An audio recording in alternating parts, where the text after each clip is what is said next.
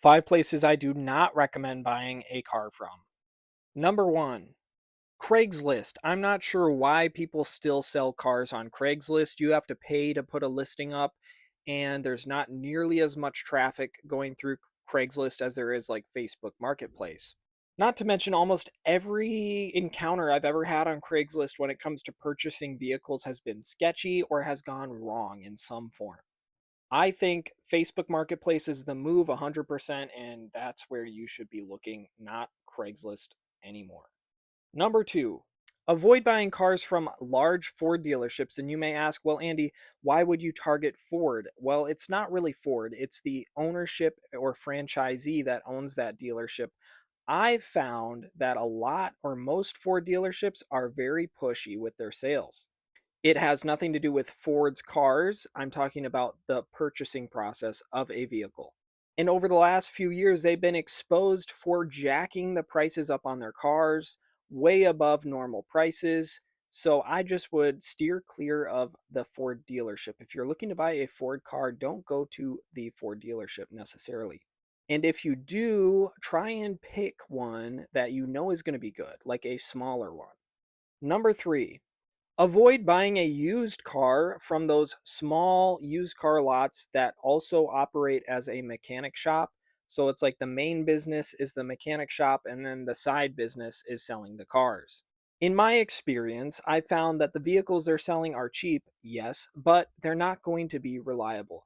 And the reason I say that is because most of their time and effort is being spent on fixing the cars coming through their shop rather than the cars they're trying to sell.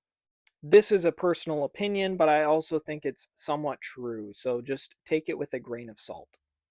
Number four, avoid buying cars off Facebook Marketplace if, this is a big if the person is not being transparent in text or a phone call regarding if they have the title of the vehicle, if it's a clean title, the maintenance records. Because why take the time and effort to drive all the way there to look at the car if you don't even know anything about it because the person doesn't want to tell you? And that's with good reason. The best thing you can do when it comes to Facebook Marketplace, yes, it's a great place to buy a used car, is just do your research on the person who's selling the vehicle. Thoroughly examine their selling history, their ratings, their profile. Just make sure that they look like they're a good stand up person. Number five, avoid buying a car from people I like to call quick flippers. These are people who buy used cars and then about a week or 2 weeks later, they have them listed again, even though they have not yet received the title for the vehicle. And even if they have received the title for the vehicle, they know nothing about the car because they have not owned it for more than about a month. This means they know nothing about the mechanical history of this vehicle or its maintenance, and you're better off looking elsewhere. If I had to give a good piece of advice on where you should buy a car, I would say find a local, privately owned used car dealership that is reputable, that people like going to, and that specializes in a certain niche of car.